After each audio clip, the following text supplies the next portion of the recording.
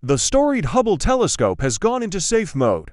Here's NASA's plan to keep it alive. The Hubble Space Telescope will transition to a new way of operating that aims to prevent the Space Observatory from experiencing lapses in its ability to observe the universe, according to NASA officials. The storied telescope, which has captured breathtaking images of the cosmos for 34 years, has traditionally operated using 6 gyroscopes. These gyroscopes, or gyros, are part of a system that controls and determines the direction the telescope is pointed in, said Mark Clampin, director of the Astrophysics Division within NASA's Science Mission Directorate, during a news conference Tuesday.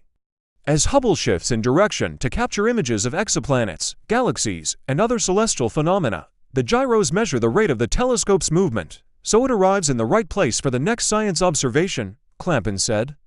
As the telescope has aged, the gyros have required replacement, and 6 new gyros were installed during the final Hubble servicing mission that astronauts aboard a NASA space shuttle conducted in 2009.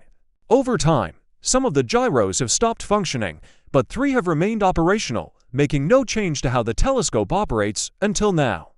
Faulty readings disrupt Hubble over the past 6 months. One of the 3 remaining gyroscopes has been returning faulty readings that have caused the telescope to enter safe mode multiple times and cease its observations of the universe, Clampin said. The Hubble team has been able to reset the gyro from the ground, but these fixes have been temporary, and the problem has appeared more frequently, said Patrick Cruz, the Hubble Space Telescope's project manager at NASA's Goddard Space Flight Center in Greenbelt, Maryland. The telescope entered safe mode on May 24 after another faulty event with the problematic gyro, and it remains that way, Cruz said. After careful consideration, the Hubble team decided to operate Hubble using a single gyro, and the other functioning gyro will be kept in reserve for future use, Clampin said. The team has long considered shifting the telescope to 1 gyro mode to prolong its lifespan after developing the plan more than 20 years ago. We believe this is our best approach to support Hubble science through this decade and into the next, since most of the observations in space will be completely unaffected by this change, Clampin said. Hubble operated in 2 gyro mode from 2005 to 2009 and 1 gyro mode for a short time in 2008 with no impact on the quality of science observations, according to the agency. The future of Hubble's observations, the change doesn't come without limitations, Cruz said. The telescope will need more time to shift and lock onto the objects it is observing, which reduces its efficiency and flexibility. It also won't be able to track moving objects that are closer to Earth than Mars, but historically, Hubble has rarely observed such targets, Cruz said. Now, the team will reconfigure both the telescope and the ground system that sends information to Hubble.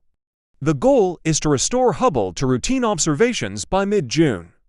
Previously, there was a feasibility study to assess how commercial partners could help boost Hubble to a higher orbit to buy the telescope more operational time, so Earth's atmosphere doesn't tug it down for a controlled re-entry in the 2030s.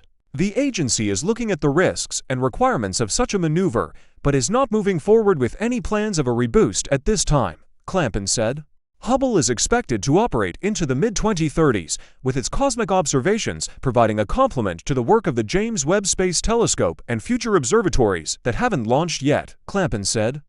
We do not see Hubble as being on its last legs, Cruz said, and we think it's a very capable observatory.